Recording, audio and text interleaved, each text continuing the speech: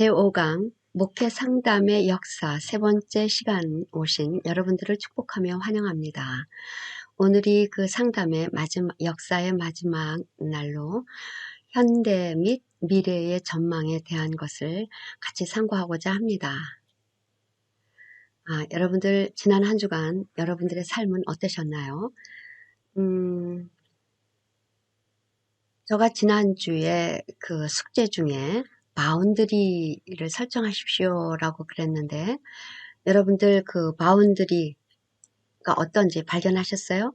우리들 각자 자기의 바운드리가 어땠는지, 그리고 그 내 바운드리에서 또한 결여된 부분이 어딘지. 우리가 바운드리다 그럴 때는 그 말 경계선 울타리를 뜻하는 거잖아요. 그래서 그 적절한 바운드리는 너와 나를 위한 안전한 울타리다라는 말이 있습니다. 우리가 이 세상 살면서 그 관계 속에서 사람들과 살아가는데 그 인간의 삶에서 그 관계는 만족감을 주는 아주 중요한 원천이자 인간 불행의 가장 중요한 근원이기도 합니다. 그래서 그 적절한 바운드리라는 것이 그 자기의 소유의식 또한 책임의식, 그럼으로써 너를 잃지 않고 또한 내가 되는 그러한 기술을 우리는 할 수가 있는 것이 바운드리를 내 삶 속에 잘 만들어 놓는 거죠.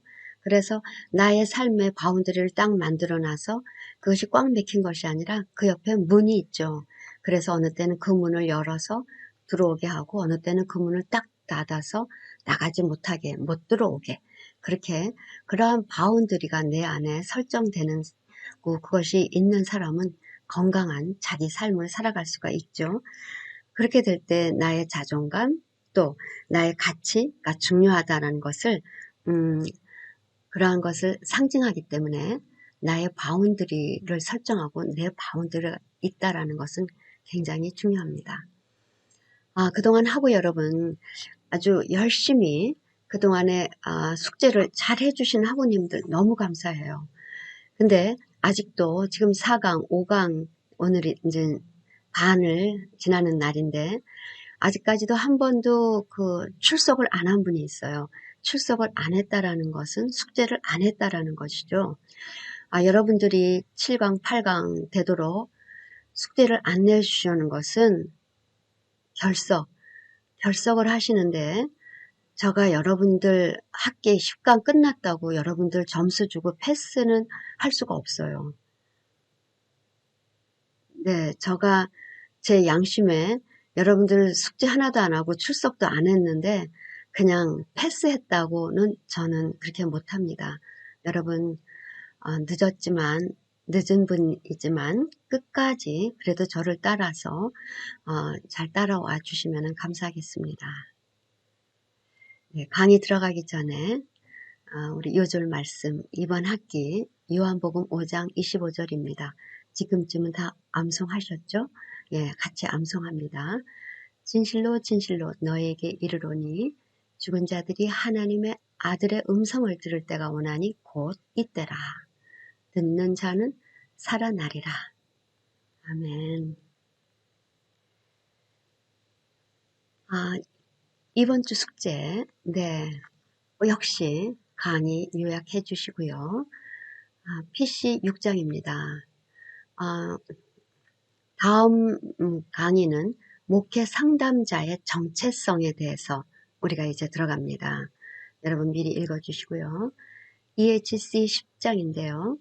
이거는 그 슬픔과 상실감을 받아들여라 라는 제목의 글을 이렇게 쭉 나열해 놨는데 여러분들의 삶 가운데 슬픔과 상실감을 그냥 회피하거나 묻어버리거나 아니면 사람들과 나누거나 여러 형태가 있을 텐데 여러분 이번 가을 학기 하면서 이러한 숙제들을 잘 감당하시기 바랍니다. 즉 아주 대면해서 나의 슬픔, 나의 상실감을 한번 1대1로 내가 그 문전 앞에서 생각하면서 글로 적어주시기 바랍니다. 이러한 것들이 나를 더듬어 갈 수 있는 시간 나의 스토리텔링을 한 여러분들이 나의 삶의 해석자가 될 수 있는 자그마한 하나의 씨앗들이 될 것입니다. 그 다음 SFG입니다. 18장에서 21장 역시 거기서 자기에게 와닿는 감동, 감격, 반성, 깨달음, 이 여러 가지 것들을 와지는 것들을 여러분들 노트해 주시기 바랍니다. 네, 영어책 보시는 분 9장 10장입니다. 네, 우리가 지난 시간까지 우리가 그 중세 교회에 그 교회가 이제 타락해 가면서 그들이 거쳤던 영혼 돌봄에 대해서 우리가 쭉 같이 공부를 했었는데요. 그렇게 그 시절에는 그 영혼 돌봄에 대해서 굉장히 더 파워풀해지면서 그 사역자들이 사제들의 파워가 굉장히 큰 시간을 보내게 됩니다. 그러면서 그들에게는 그 고해 지침서라든지 성례전을 통한다든지 그래서 그 눈에 보이지 않는 하나님을 그 눈에 보이는 방법으로 이들이 이제 이렇게 예식을 그렇게 발전하게 됩니다. 그리고 일생 전차를 유아 세례서부터 그 죽음에 이르는 종부 성사까지 모든 삶을 그런 성사화를 시키면서 아주 그 인간의 그 삶에 자기 의지라기보다는 아주 이렇게 매여 있는 삶을 살았다라는 것을 아마 여러분들 아셨을 겁니다. 그러면서 그 교회에 부패되고 여러 가지의 것들을 통하여서 이제 수도원들이 등장을 하게 됐죠. 그러면서 이제 종교개혁이 일어나고 그러면서 종교개혁이 일어나면서 거기에는 또다시 이제 경건주의와 계몽주의가 서로 다른 입장 안에서의 영혼 돌봄이 이루어지게 되죠. 그러면서 실천신학과 목회신학이라는 이런 그러한 분야의 것들이 이제 조금씩 개척이 되면서 영혼 돌봄과 심리치료 이것이 그 목회 상담학의 이제 주제가 됩니다. 이것 그 영혼 돌봄과 심리치료 이 영혼 돌봄과 그 심리치료 간의 그 어떤 갈등들이 있었는데 이러한 것들을 서로 이제는 목회 상담학이라는 그 실천신학 안에 중요한 주제로 이 둘이 이제 합쳐지게 되는 것을 느낄 수가 있게 됩니다. 그러면서 우리가 현대 목회 돌봄을 보면 우리가 2강에서 설명했죠. 그 교구 목회 지원과 그 전망에서 그 신방 사역이라는 거. 그래서 신방 전도사, 신방 목사. 이게 굉장히 그 큰 영혼 돌봄의 한 파트로 이제는 나타나게 됐죠. 그래서 그 당시에 신앙인들의 내면 세계에 대한 주의와 관심을 계속 끌게 됩니다. 그러면서 그 시절에 리차드 백스터 영국 개혁교회의 목사인데요. 이분은 사적인 담화라는 방식으로 신방적 상담 목회를 그분은 주장하면서 나갑니다. 그리고 우리가 잘 아는 존 웨슬리, 감리교 창시자죠. 그분에 의해서 그 평신도들을 지도자로 세움으로써 그분들이 그 속해 있는 그 소그룹의 사람들을 그 영혼을 돌볼 수 있게 할 수 있는 그래서 속회라는 제도가 생기고 또한 특이한 것은 직고라는 제도입니다. 그것은 공개적으로 고백을 하게 합니다. 그러면서는 목회 돌봄을 했던 것을 우리가 볼 수가 있습니다. 그 이상의 그러한 그리고 그 조나단, 에드워드 너무 잘 알죠. 우리가 18세기의 대각성 운동의 대표적인 신학자인데 이렇게 내면적인 그 세계와 또한 이 감정에 대한 돌봄과 그 상담의 필요성은 계속해서 일어나고 있었을 때입니다.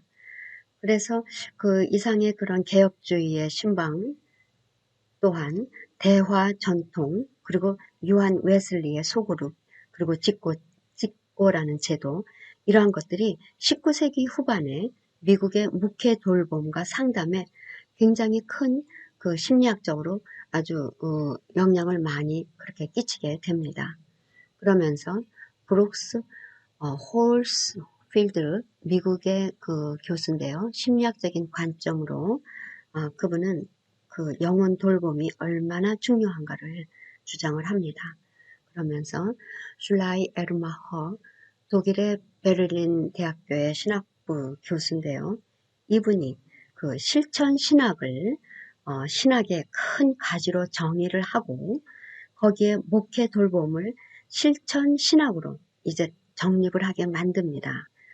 그러면서 목회 신학에 대한 관심이 확 커지게 됩니다. 그래서 미국의 신학교와 교회에서도 관심을 갖게 되면서 1800년대에 전반부에 목회 신학, 실천 신학 이러한 이름으로 미국의 신학교들이 강의가 열리게 됩니다. 그래서 그 전까지는 이렇게 목회 돌봄 이러한 것들은 이론 신학 그 우산 아래 있었는데 이제 이러한 것들이 이제는 실천 신학이라는 그러한 제목으로 이제 나타나게 됩니다. 그래서 유럽과 미국에서 발달하고 있는 심리학 및 의학의 그 인접하는 학문의 영향으로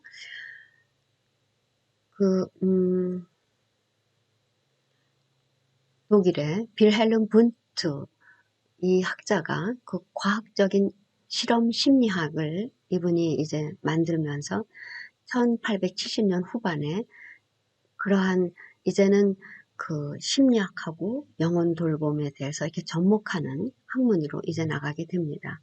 그러면서 윌리엄 제임스 이분은 1890년대에 미국의 학자인데 내성적인 방법을 통한 생리학과 독립적인 체계와 의미를 갖춘 심리학을 제시합니다.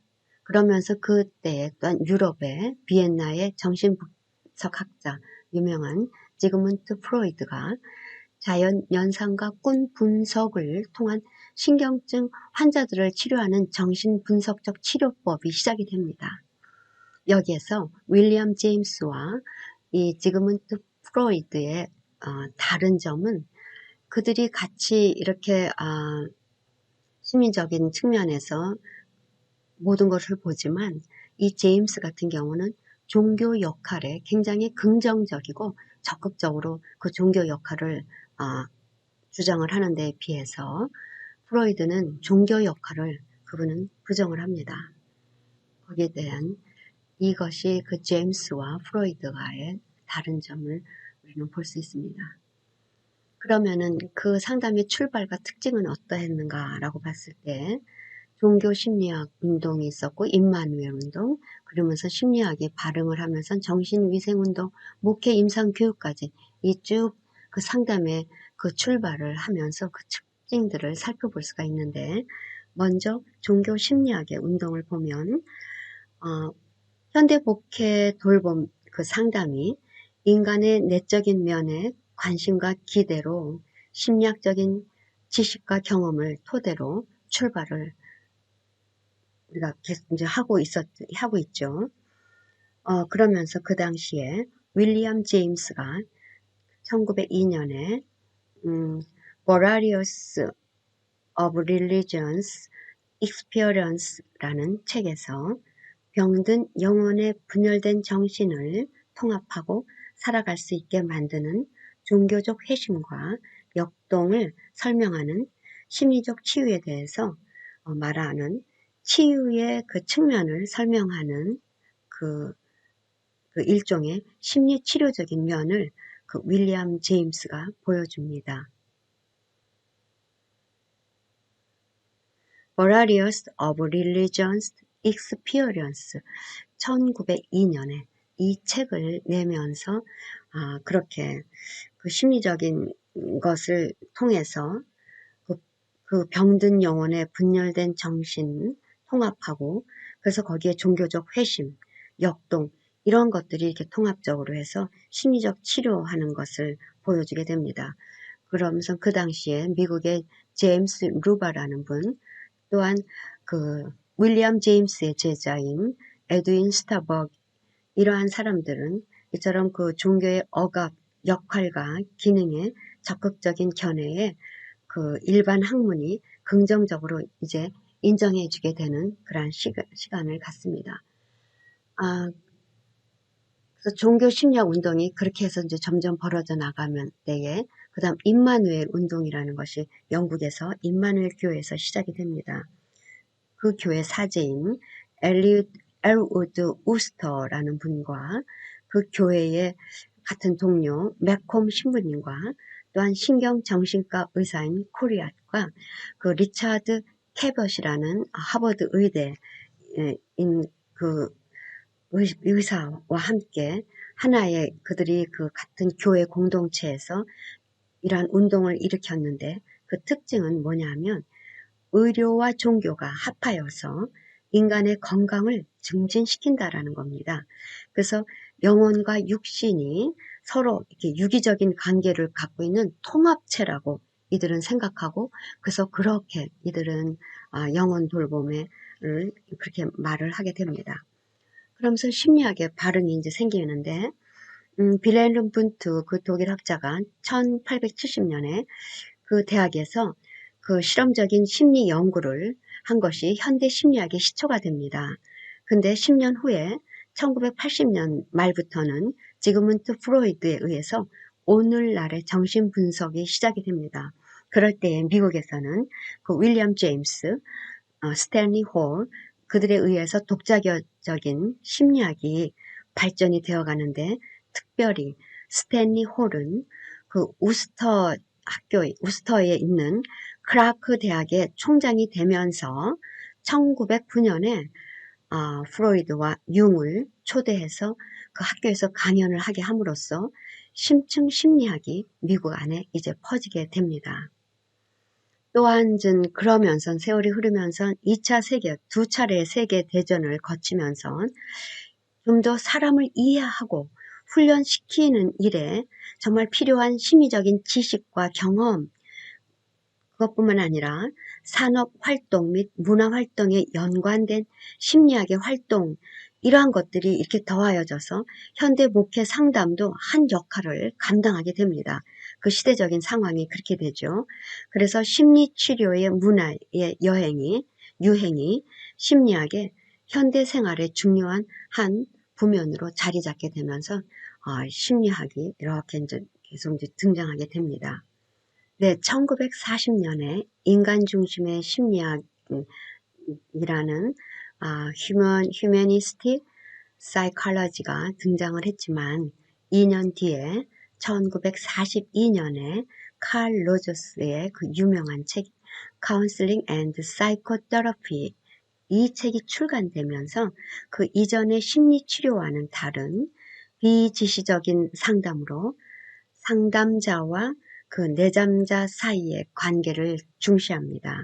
그리고 내담자 본유적인 능력과 그 감정의 자유로운 표현을 함으로써 내담자 자신과 그의 경험을 새롭게 보고 통찰하는 힘을 인도하는 이것이 상담자의 역할이게 되면서 경청, 공감을 하며 상담자가 보여주는 태도, 자세, 그러면서 내담자를 존중하는, 중시하는 이러한 방법으로 이러하게 방향으로 나가게 되면서 이것은 현대의 영혼 돌봄과 상담에 큰 자취를 남기게 되죠. 예. 그러면은 이제 그 다음에 정신위생 운동을 보면 이거는 20세기 초엽에 클리퍼드 비얼스라는 사람이 정신질환을 앓고선 정신병원 생활을 체험한 후에 체험담을 책으로 냈습니다. A Mind Find Itself. 이 책을 통해서 일반 사회의 정신건강과 정신위생에 대한 경각심 및 주의를 불러일으키면서 이를 위해 노력한 사람들이 각 지역의 바로 목회자였습니다. 그래서 그러한 목회자들, 이러한 것에 큰 영향을 받아서 미국의 전국에 이런 위원회를 만들게 되는데 정신위생위원회가 1909년에 결성이 됩니다. 이 즈음에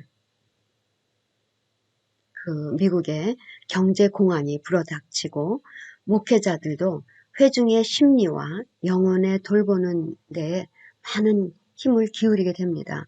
그 상황들이 너무 어려워지니까 교인들이 너무 불안해하고 그러한 삶이 그 어떤 희망이 안 보이고 그렇게 되자 목회자들도 그들을 향하여서 그 정말 그 힘을 많이 쓰게 됐는데 그때 그 유명한 그 목사님이 나타나는데 그 뉴욕에 지금도 있죠. 리버사이드 교회에 해리 에머슨 포스딕이라는 분이 그때 한번 제가 설명했었죠.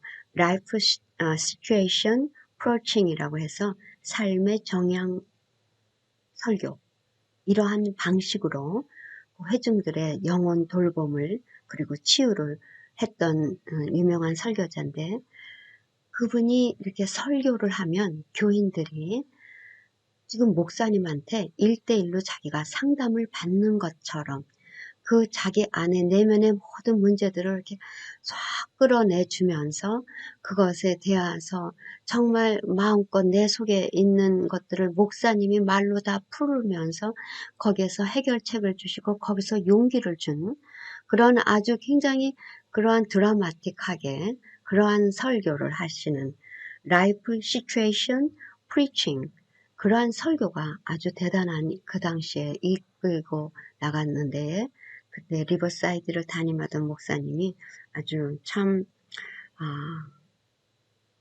그러한 설교에 많은 사람들이 영혼 돌봄과 치유가 그 온 회중 가운데 일어났다고 합니다. 지금도 목사님 중에서는 그렇게 굉장히 그 통찰력 있게 심령을 깊이 보면서 그 어루만지듯 이렇게 설교하시는 분들도 있죠. 그런 귀한 아주 탤런트가 있으신 분들이죠. 예, 목회 임상 교육을 볼까요? 목회자들에게 임상적 훈련을 제공하면서 이것은 시작되었는데 1930년에 신학생들은 신학 훈련 중 1년은 임상 실습할 것을 권합니다. 그래서 신학생을 위한 임상훈련원이라는 기관이 생기면서 이제 그 뉴욕의 유명한 헬렌 프란더스 덤바라는 여자 목사입니다. 여자 의사입니다. 여자 임상목회 의사로서 정신병원을 중심으로 그분이 보다 심리적인 면으로 내면 세계의 혼돈과 갈등을 치료 훈련하는 방법을 합니다. 근데 그분은 신학보다는 심리학을 중시하면서 추고록을 사용합니다. 추고록이라는 것은 그 환자하고 그 상담자가 대화했던 것들을 쭉 적는 겁니다. 그래서 이러한 것들이 심층 심리학에 활용을 하고 이제 사례 연구들도 많이 발표를 했는데 이렇게 목회 임상 교육에 이렇게 뉴욕에 그 덤버 의사를 통한 그러한 그룹이 있었는가 하면 또한 그 비슷한 시기에 임상 훈련을 제창한 헤버트 이분은 하버드 의대였죠. 그분이 필립 가이스와 더불어 일반 병원을 중심으로 신학생의 신학적 교육을 위한 현장 교육을 중점으로 그 보스턴에 그 목회 현장의 목회적 기능과 신학의 기능과 효능에 노력을 합니다. 그러니까 똑같이 임상교육인데 그 뉴욕에서 그 일을 주장하고 있는 덴바를 통해서는 좀 더 심리학적인 면을 강조하는 거예요. 하는가 하면 보스턴에서는 그 캐버스 중심으로 한 사람들은 그 신학생들의 신학적 교육을 위한 현장 교육으로 그래서 이분들은 더 그러한 심리적인 것보다는 신학의 그러한 목회적 기능에 더 많은 힘을 쓰게 됩니다. 그래서 목회 임상 교육이 이 뉴욕의 덴버 그룹과 보스턴의 캐벡 이 두 그룹이 서로 좀 이렇게 좀 상반된 가운데 계속해서 나가다가 그분들이 급기야 1950년에 The Journal of Pastoral Care라는 그런 책을 같이 편찬을 합니다. 그러면서 1967년도에 루터교의 임상목회와 또한 남침례교의 임상목회가 이들이 같이 합해지면서 이 뉴욕과 보스턴의 이 두 그룹, 루터교 또한 남침례교, 이들의 그러한 임상목표들이 다 합해져 갖고 이때에 ACPE, 네, 미국의 임상목회교육협의회라는 것이 탄생을 합니다. 그게 1967년이죠. 여러분 기억하세요? 얘기했었죠. 그래서 그 ACPE라는 것은 기억하세요, 여러분? 제가 현재 시더스 사이나이 하스피럴에 채플린 인턴을 하고 있다 그랬는데 바로 제가 ACPE에 회원이 되면서 지금 그 훈련을 제가 받고 있는 겁니다. 그래서 그 ACPE에서 요구하는 레벨 1, 레벨 2 이래서 4유닛까지 우리가 그 공부를 합니다. 그러면서 모두 1600시간을 그렇게 교육을 하면서 나가는 것이 ACP인데 그것이 1967년에 탄생이 됐는데 이게 지금까지 쭉 됩니다. 그래서 여기서 중요한 것은 임상 목회 교육을 통하여 현대 목회 상담의 훈련과 경험으로 현장 목회 상담만이 아니라 신학 교육의 상담 교육이 이루어지고 있습니다. 미국에서는 그 신학교마다 좀 전에 얘기했었죠. 그 심리학의 얘기할 때에 신학교에서는 one 유닛은 그 임상 훈련을 하게끔 한다고. 그래서 지금 미국에서는 그 신학교에서는 다 그런 훈련을 합니다. 저희 나라에서는 지금 2000년도 들어와서는 아마 지금쯤은 하겠죠. 저희 시절에는 저희 남편이 신학교를 다녔을 때는 70년대, 80년대만 하더라도 이렇게 임상교육 완유닛 그런 시간이 없었어요. 전혀 그런 것이 없었죠. 예. 그래서 그러한 것에 대해서는 저희들은 잘 몰랐는데 지금쯤은 아마 한국에서도 이렇게 그런 임상 목회 시간이 아마 있는 것으로 알고 있습니다. 그러면서 현대 목회가 아주 이제 꽃을 피게 되는데요.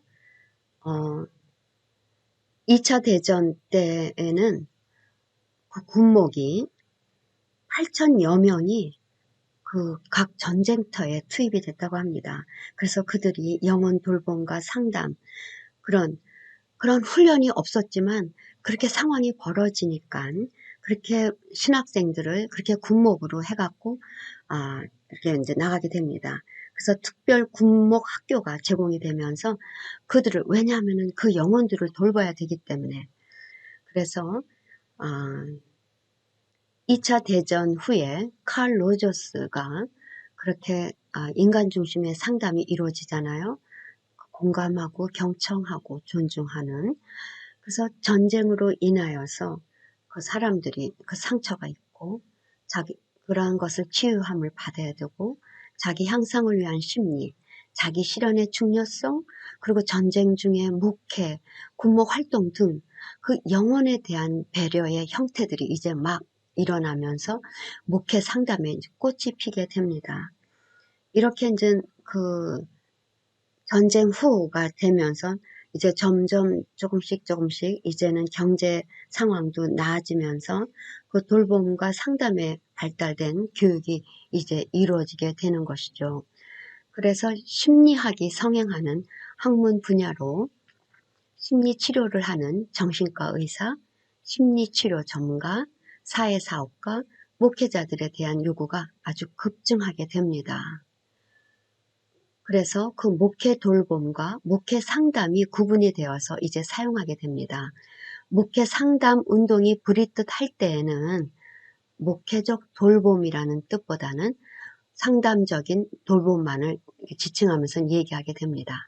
그래서 목회 돌봄이다 라는 것은 pastoral care, 전통적인 영혼 돌봄과 비구조화된 상담을 얘기하고요.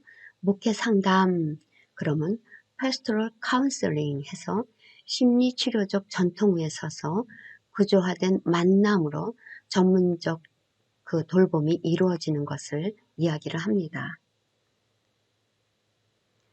그러면서 이렇게 그 1950년에는 모든 신학교들이 상담을 이제 가리키게 됩니다. 그래서 80% 이상이, 지금 미국 얘기하죠. 예, 80% 이상의 신학교들이 상담 혹은 심리학 과목을 개설하면서 이제 그 영혼 돌봄에 대해서 눈을 더 크게 이제 뜨게 됩니다.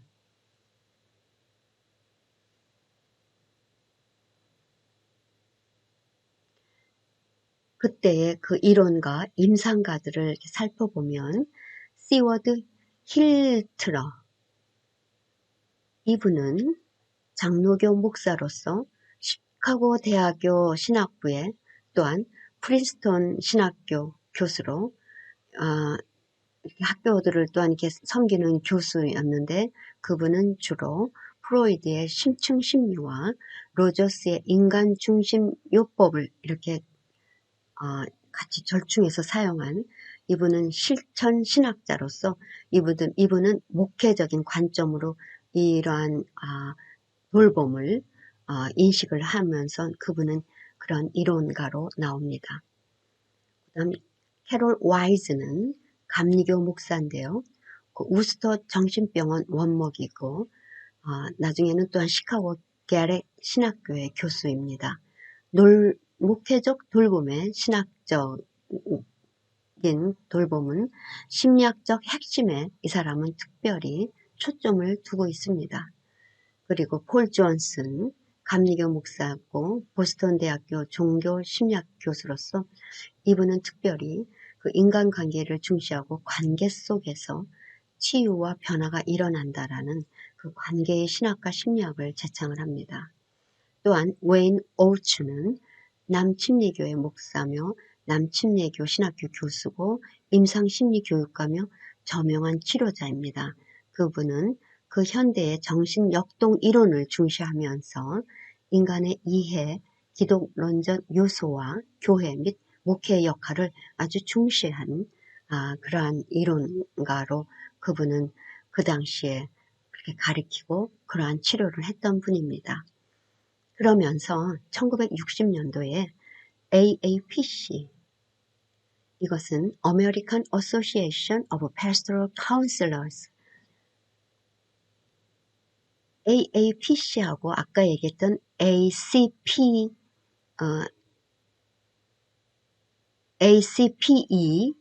이게 좀 다른데 이거는 AAPC입니다. 이것은 일반 교구의 목회자들도 회원으로 가입을 허락을 하게 됐죠. 그래서 이거는 좀 더 가입이 쉬우니까 AAPC는 굉장히 많은 사람들이 더 많이 이곳에 멤버가 됩니다. 1984년에 이르러서는 전문성을 띤 목회 상담에서 목회 돌봄의 새로운 의미를 담고 재발견을 하기 시작하면서 다양한 목회의 모델이 이제 현대 목회 돌봄 상담으로 방향이 전환합니다. 그러면서 신학적으로는 매우 개방적이지만 그 임상적인 회원 관리가 있고 또한 자격증 가정이 이곳에서는 또한 엄격하게 이루어져 나가는 것을 우리가 볼 수가 있습니다. 그래서 그 현대 목회의 정체성이다라고 할 때에 그 복음주의적 목회 상담이 있습니다.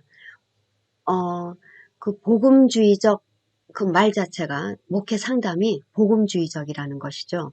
그래서 이거는 인간의 내면적 갈등이나 사회적 정황보다는 성경 말씀의 권위와 힘을 보다 더 강조하는 겁니다. 그래서 성서에 더 높은 권위를 주고 거기에 대한 신뢰가 있죠. 그리고 속죄와 칭의의 교리에 문자적으로 충성을 하며 모든 이들이 목회적 의미와 권한을 가지게 됩니다. 그래서 그 복음주의적 교회에서의 목회 돌봄은 이렇게 더 말씀에 권위에 힘을 두는 거죠. 인간의 그 어떤 내면의 갈등 이런 것을 해석하기보다는. 그러면서 이제 1988년에는 또 AACC라는 것이 또 만들어집니다. The American Association of Christian Counselor입니다. 우리 그동안에는 Psychology 뭐 그런 Association 뭐 이런 말이 나오지만 여기는 Christian Counselor. 예, 그래서 지금도 우리 이곳에도 기독교 상담, 그래서 크리스천 카운슬러라는 이렇게 과목도 있는데요. 미국에서 AACC가 1988년에 설립이 됐는데 이거는 AAPC보다 더 임상적인 전문가로 목회가 더 쉽다는 것이죠. 그러니까 크리스천 카운슬러라는 것은 그렇게 심리학에 접목된 그러한 협회보다는 한결 크리스천 카운슬러 이쪽이 더 입회가 더 쉽다라는 것이죠. 여기에 특별히 게리 콜린스라는 사람이 임상 심리학자로 저술가로 또한 에벤젤리칼 상담 교수로서 AACC 이분은 크리스찬 카운슬러 기독교 상담 지도자로서 이분은 프로이드, 융, 로저스의 일반 상담과 심리치료를 성서 및 기독교 전통 안에서 사용할 것을 권합니다.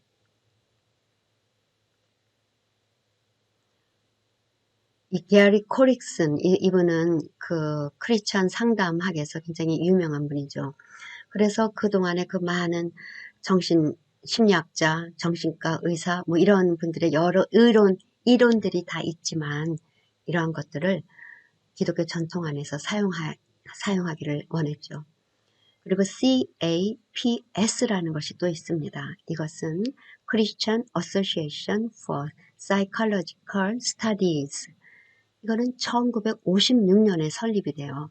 그래서 이것이 기독교 신앙과 심리학 이 두 가지를 다 중시하는 정신건강 전문가들이 모여서 심리학과 신학과 신앙 이러한 모든 것을 통합해서 결성된 모임이 CAPS입니다.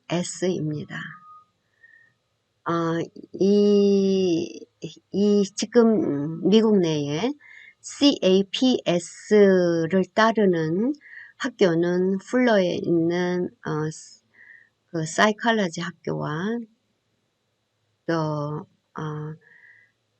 그 시카고에 있는 대학 그 몇 학교들이 지금 CAPS 이 기독교 신앙 심리학 이걸 다 중시하는 정신건강 전문가들의 그러한 롤을 따르면서 세워진 몇 학교들이 그렇게 있습니다.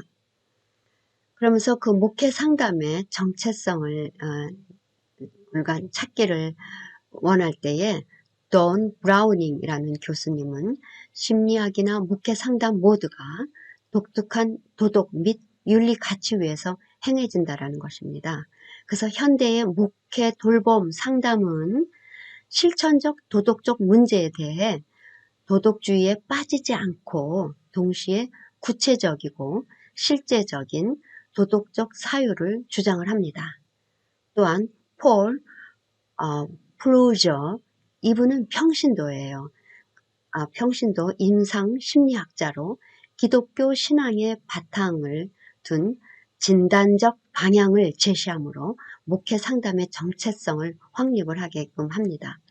토마스 어드는 기독교 윤리학자로 상담과 심리치료에서 기독교 전통에 입각한 사유나 경험을 이분은 중시했고요.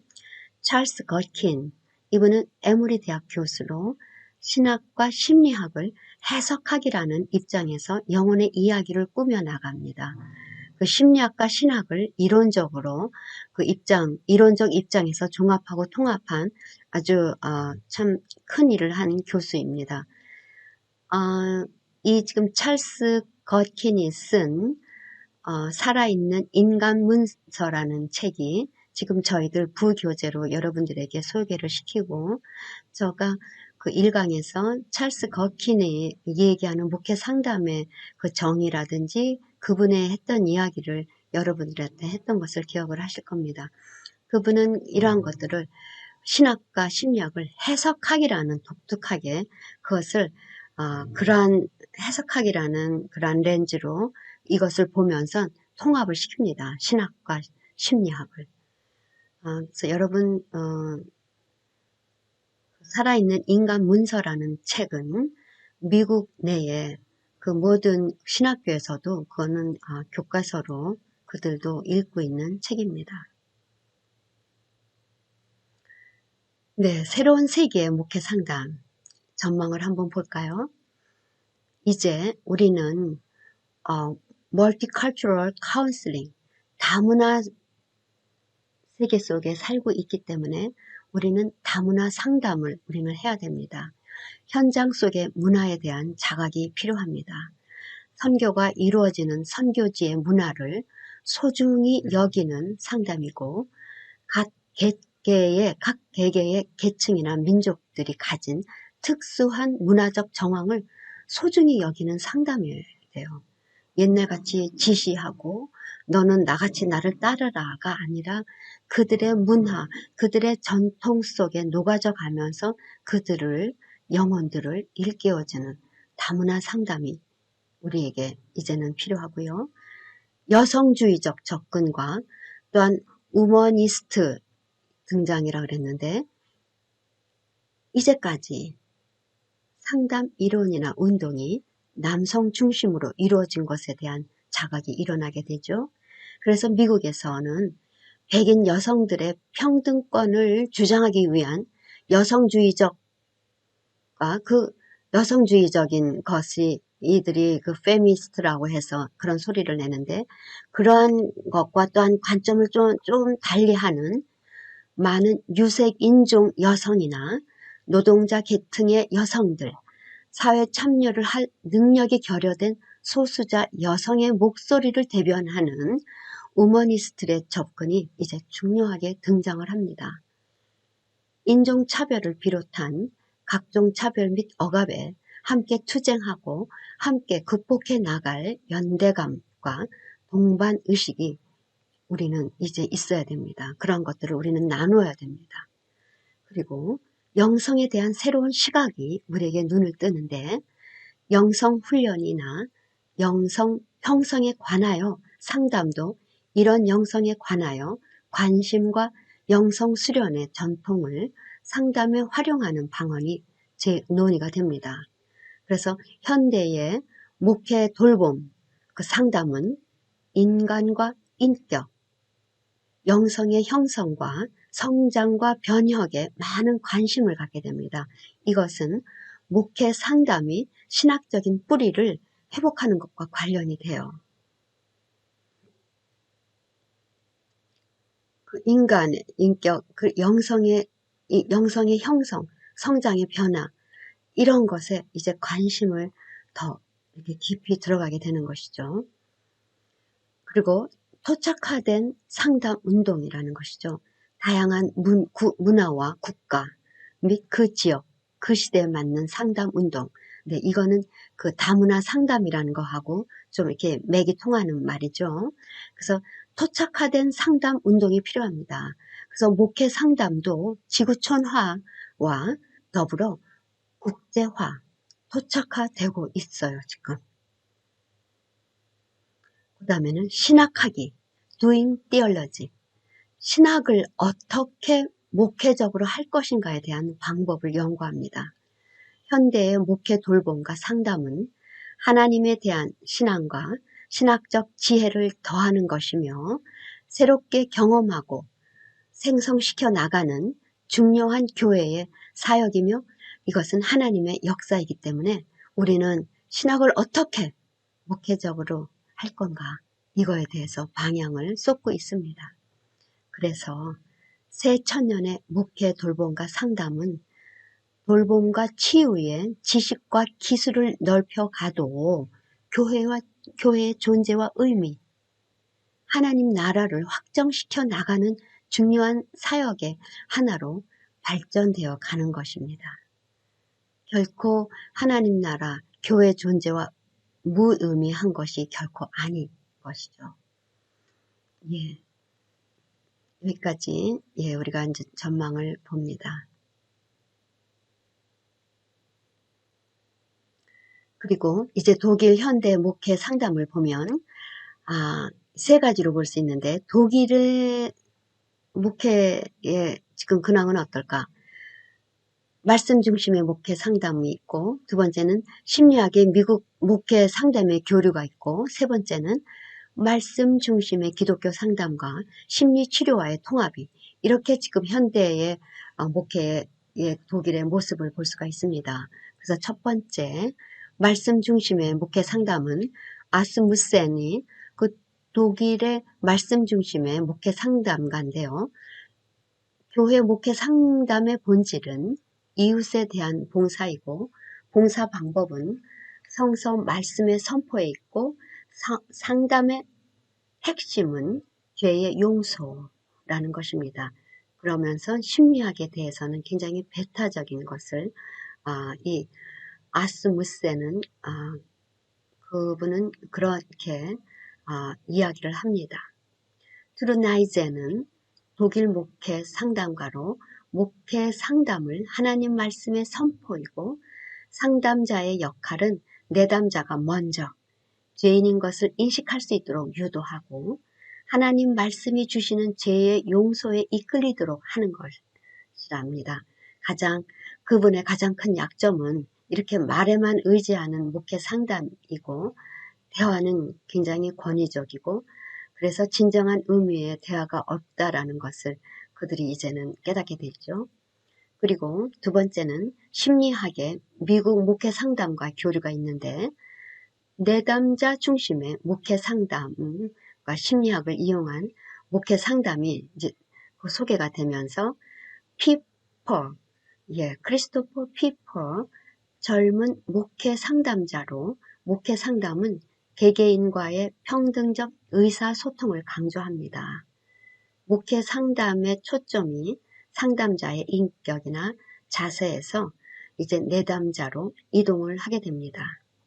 그러면서 1960년 이후에 목회 상담가들은 목회 상담을 선포가 아닌 대화로 이제 정의를 합니다.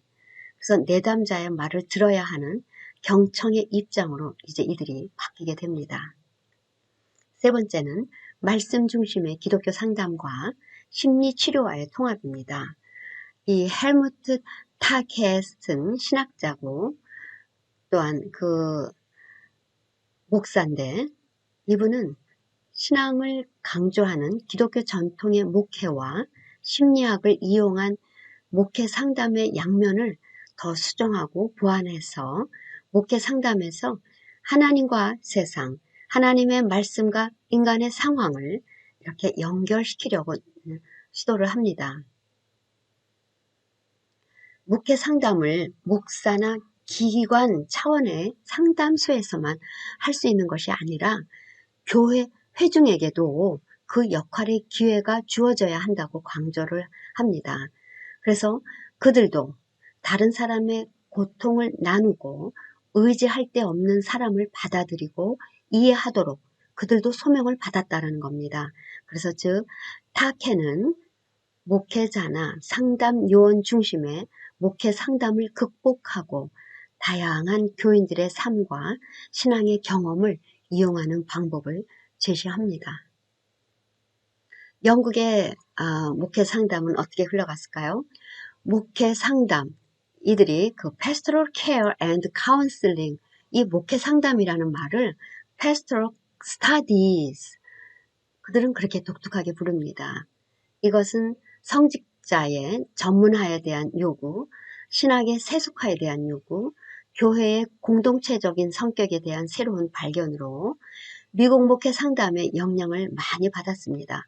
그리고 심리학 및 상담의 발전들을 그래서 이들이 이제 제시하게 되는데, 미국의 목회 상담 운동이 세속화 및 전문화 요구에 적극적으로 부응하여서 세속적인 심리학 및 정신의학의 전문성을 강조를 한 것을 이들이 이 영국에서 받아들인 것이죠. 그래서 개인적 및 세속적 전문성을 함축을 했는데, 영국의 목회 상담은 이러한 방향을 신중하게 경계했어요. 미국의 것을 받아들이면서 이러한 방향을 신중하게 경계해서 오히려 교회의 전통적인 신학 및 공동체적 자원을 보존하려는 의지가 매우 강했어요. 그래서 pastoral studies, 그래서 이들은 역사적인 교회의 목회적 전통을 이어가려는 의지가 그 영국 이들에게는 굉장히 강한 것을 볼 수가 있습니다.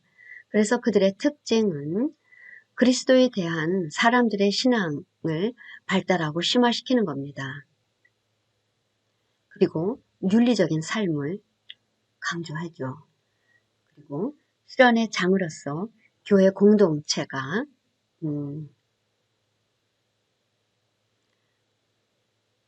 그 그리스도인의 그 삶의 중심이 된다고 가르칩니다.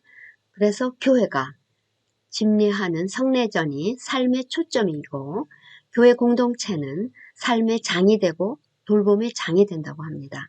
그래서 결국 목회적 돌봄이 소수의 전문가에 의해 이루어지는 것이 아니고 역사적 기초 위에 현존하는 공동체 속에서 평신도 및 성직자의 목회의 도움을 받아 살아 움직이는 오묘한 형태를 강조합니다.